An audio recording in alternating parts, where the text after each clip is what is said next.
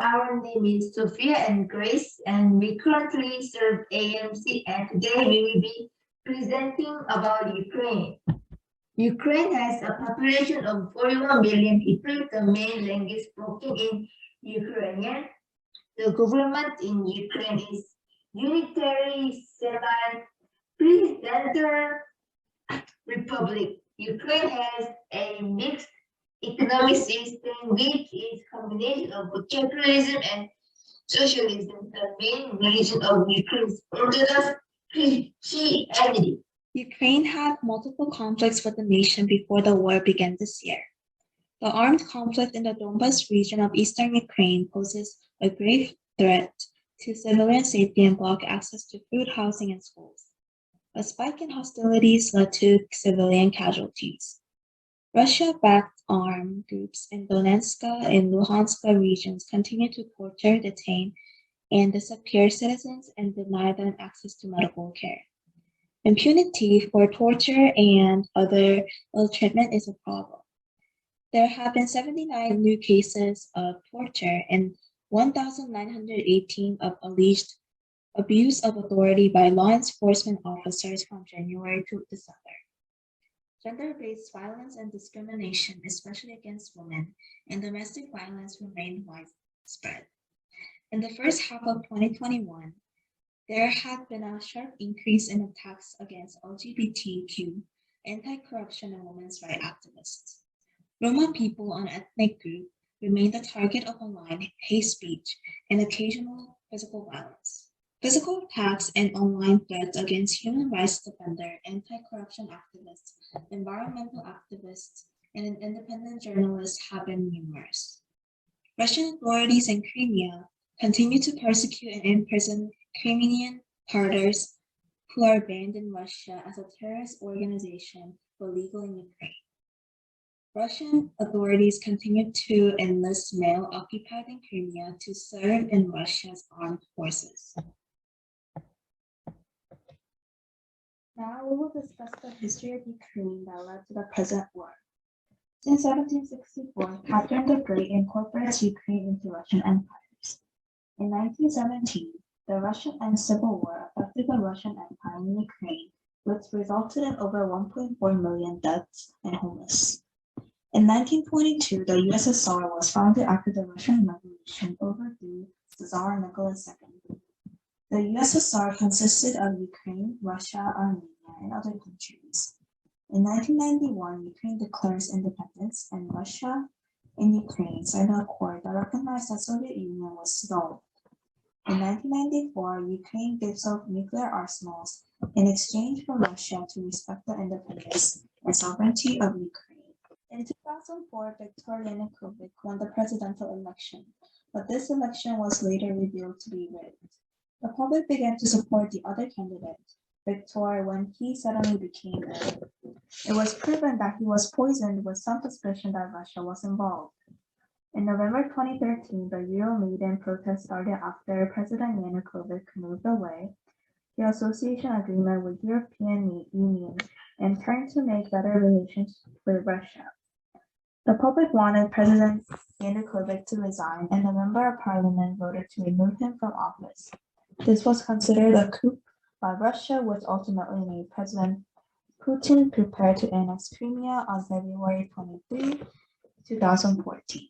The war started on February 24, 2022, and the reason for the invasion was President Putin's plan to demilitarize and denazify Ukraine. The war is currently ongoing, but in the 3 months, there were 7 million deaths already. The impact of the war has caused food and water shortages, but the impact of the war has also caused many damages in other countries as well. Exports from Russia and Ukraine are slow and scarce, therefore the rest of the world also suffers from the impact. Russia is the world's biggest exporter in oil and petroleum products, which is why there is such an increase in price for these goods. The people living in the Ukraine are fleeing from the country. Currently, there are more than 40 million people that have left their homes. They have fled to the neighboring countries like Poland, Romania, and Hungary, who have taken in the most Ukraine refugees. These countries are providing support for individuals without a place to stay with food, shelter, and water. There are still many people who are internally displaced. About 8 million refugees remain in the country. Half of the people that are internally displaced are women because they are unprotected. Hello, Remnants in US. I'm very glad to meet you online. First, I will introduce myself. My name is Vladimir. I'm from Ukraine. In 2015, I came to Korea as a as a student. But then through the training in my church, I found God's vision to become a pastor. So now I'm RTS student, and I'm serving First Missions Church, Songgyo in Daegu, as assistant pastor. So first, I appreciate very much that you have concerns about Ukraine and you are ready to pray for Ukraine. Currently, the situation in Ukraine is like this. Russian government, they spread through the media that the Ukrainian government is a Nazist. It means like we are killing children, we are killing people.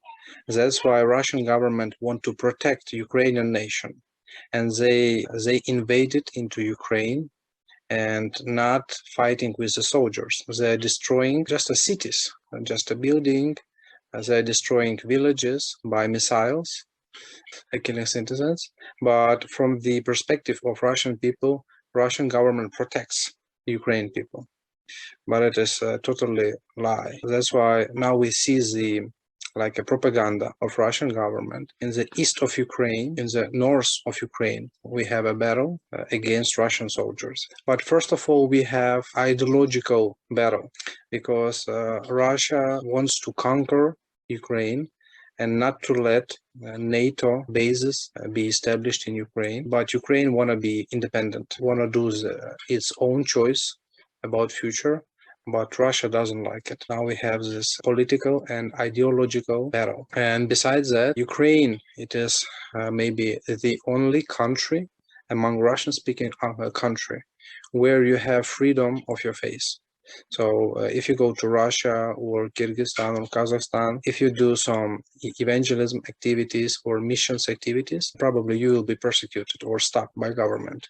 But in Ukraine, this is a country where you can freely evangelize in the street, you can do missions, and nobody will tell anything to you. What about spiritual perspective? Ukraine is what Pastor Ru is emphasizing a lot. When like a spiritual Israel.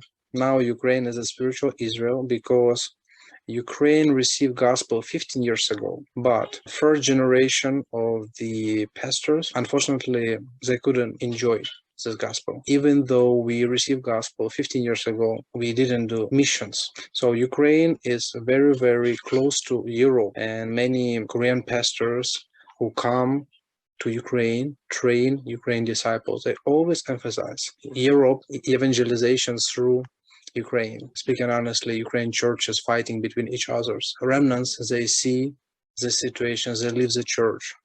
So really, Satan splitting Ukrainian churches, no oneness. The way I see it's like the history of Israel.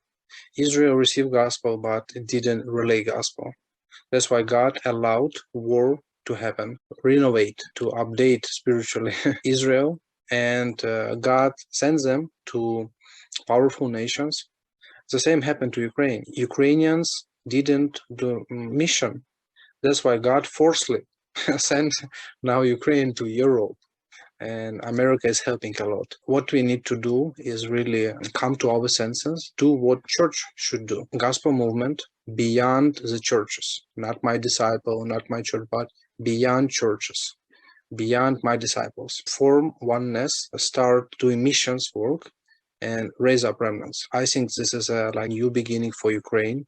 Unfortunately, through very painful situation, but this is a result when gospel is weakened and when gospel is disappearing. Each country which receive gospel but don't share this gospel may go through the same situation with Ukraine. That's why it's kind of a big lesson personally for me and for others that God really wants to use each country which receive gospel. But if country doesn't relay gospel, God allows such things to happen. The solution is not to criticize Putin, not to do something, but restore the identity and start sharing gospel, do missions, and raise up remnants. What should we do right now? It's like to renovate our church, have a new beginning. And I very appreciate you that you are thinking and praying for Ukraine. I give you thanks. Prayer topic is May Ukraine restore the identity as a spiritual capital for Russian-speaking people scattered around the world. May Ukraine become the country that raises up disciples and missionaries through RTS and to the Remnant movement through the RTC. May the 20 biblical evangelism strategies be established through the commissioned family of the missionary John Munshik and local disciples. Now let us have a time of prayer for Ukraine.